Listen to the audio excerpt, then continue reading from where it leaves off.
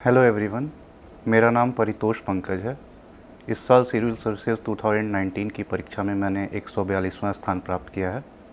मैं आपको कुछ बातें बेसिक बताना चाहूँगा जो कि नए स्टूडेंट जो कि तैयारी शुरू कर रहे हैं उनके लिए मैं बोलना चाहूँगा कि आप सीधे मार्केट के जो बुक मटेरियल उपलब्ध है उन पे ना जाके जो बेसिक बुक्स है जो कि बहुत दिनों से आपके पास ही हैं, एनसीईआरटी बुक्स, इनको बहुत अच्छे से पढ़िए। एक बार आपका बेसिक स्ट्रांग हो जाता है तो ये एग्ज़ाम में बहुत ज़्यादा स्कोप नहीं रहता है। आप बेसिक चीज़ों को अगर अच्छे से जानते हैं तो जो वैल्यू एडिशन होता है वो अपने आप होता चला जाता है। लेकिन अगर आप सीधे एडवांस मटेरियल से शुरू करेंगे तो आप शायद कहीं बीच में ही रास्ते में भटक जाएंगे। तो जो एक फ़िक्स रूल है, इस एग्ज़ाम को आप ये मत समझिए कि जो बहुत ज़्यादा पढ़ेगा उसी का इस एग्ज़ाम में होगा। इस एग्ज़ाम में जो बहुत दिमाग लगाएगा, वो बहुत स्मार्ट वर्क करेगा, उसका होने का चांस ज़्यादा है। जो आप एक लाइन जानते होंगे, लेस इज़ मोर, तो लेस इज़ मोर का कॉन्सेप्ट यूपीएससी में बहुत अच्छे से फिट बैठता है। आप कितना ज़्यादा पढ़ रहे हैं वो इम्पोर्टेंट नहीं है, लेकिन आप कितना कम पढ़ के कितना ज़्यादा अच्छे से परफॉर्म कर पा रहे हैं वो ज़्यादा इम्पोर्टेंट है। मैं बोलूँगा कि आप बेसिक बुक्स को फॉलो कीजिए। जो स्टैटिक बुक्स है उनको बहुत अच्छे से पढ़िए, और जब आपको लगे कि आप स्टैटिक रूप से काफ़ी तैयार हो गए हैं, आप इतने इस कंडीशन में आ गए हैं कि अब आप एडवांस मटेरियल को रेफ़र कर सकते हैं, तो आप वैल्यू एडिशन के लिए उनको रेफ़र कीजिए। बहुत लिमिटेड सोर्सेज रखिए। मार्केट में अगर आप जाइएगा तो आपको बहुत सारे सोर्सेज मिलेंगे, बहुत सारे चैनल मिलेंगे यूट्यूब पे या फिर ऑनलाइन प्लेटफॉर्म पे। कोई चैनल बुरा नहीं है, सब अच्छे हैं, सबके टीचर अच्छे हैं, सारे लोग ये एग्ज़ाम को दिए हुए हैं, सारे लोग अपने एक्सपीरियंस से पढ़ाते हैं, कोई गलत नहीं पढ़ाता। लेकिन आपके लिए ये पॉसिबल नहीं है। अगर आप पूरा यूपीएससी का सिलेबस कवर करना चाहेंगे डिटेल में, आप हर चीज़ में पीएचडी करना चाहेंगे, तो शायद 10 साल भी कम पड़ जाएगा आपको सिलेबस ख़त्म करने के लिए। लेकिन अगर आप स्मार्ट वे में बहुत कम चीज़ें जानेंगे, जितना रेलिवेंट है उतना जानेंगे, तो आप चांसेस ज़्यादा हैं कि आप उनको रिप्रोड्यूस कर पाएंगे एग्ज़ाम में, बेटर आउटकम निकाल पाएंगे। तो मेरा ये आपको जो मंत्र होगा कि लेस इज़ मोर वाले कॉन्सेप्ट को रखिए। कम पढ़िए, अच्छा पढ़िए, घंटे के हिसाब से पढ़ाई मत कीजिए। 18 घंटा पढ़ना किसी की ज़रूरत हो सकती है, कोई उतना कैपेबल हो सकता है, ज़रूरी नहीं है। आप अगर 15 घंटे पढ़ें, आप 10 घंटे पढ़ें, लेकिन आपका आउटकम 18 घंटे के बराबर है तो आप उतना पढ़िए।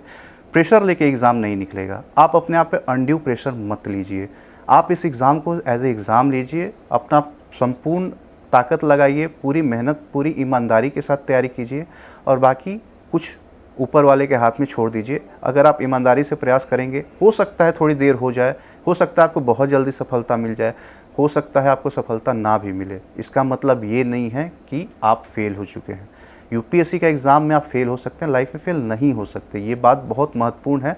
और बहुत बार मैं बहुत अपने आसपास लोगों को देख चुका हूँ जो कि बहुत टैलेंटेड है, बहुत कैपेबल है, और वो डिज़र्व करते हैं सेलेक्ट होना, लेकिन पता नहीं कुछ रीजन्स की वजह से वो नहीं कर पा रहे हैं। तो मैं उनको भी बोलूँगा कि हार मत मानिए।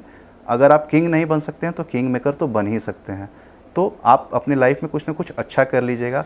और एक अनुरोध मैं पूरे समाज से, माता पिता से करना चाहूँगा कि आप सक्सेस और फेलियर की नज़र से चीज़ों को ना देखें। सक्सेस जिसको मिलता है और फेलियर जिसको मिलता है उसमें बहुत ज़्यादा अंतर नहीं होता है, अंतर बस समय का होता है। किस इंसान का समय कब बदल जाएगा ये आपको खुद नहीं पता है।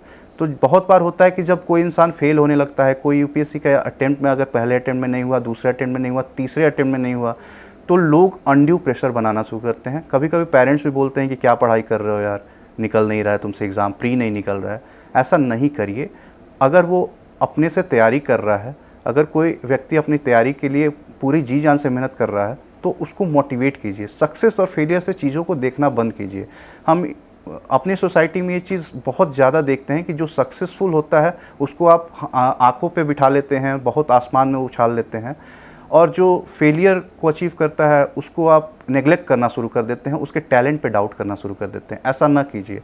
हो सकता है अगर कोई यूपीएससी का एग्ज़ाम ना निकाला हो, लेकिन उससे ज़्यादा अच्छे से सर्व कर रहा है पब्लिक को, किसी एनजीओ के माध्यम से या फिर अपने स्वरुचि के माध्यम से।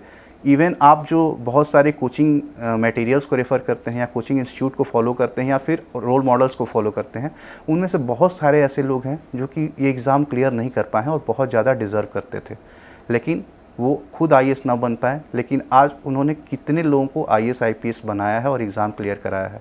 तो प्लीज़ मेरी आपसे रिक्वेस्ट है कि सक्सेस फेलियर के तराजू पे चीज़ों को तोलना बंद कीजिए। जो लोग फेल हो रहे हैं उनको भी उतना ही रिस्पेक्ट दीजिए, उनके अंदर भी उतना ही पोटेंशियल है, बस समय का खेल है कि आज मैं यहाँ हूँ, कल वो यहाँ होंगे। और उन सब लोगों को मेरी तरफ से शुभकामनाएं आने वाले दिनों के लिए।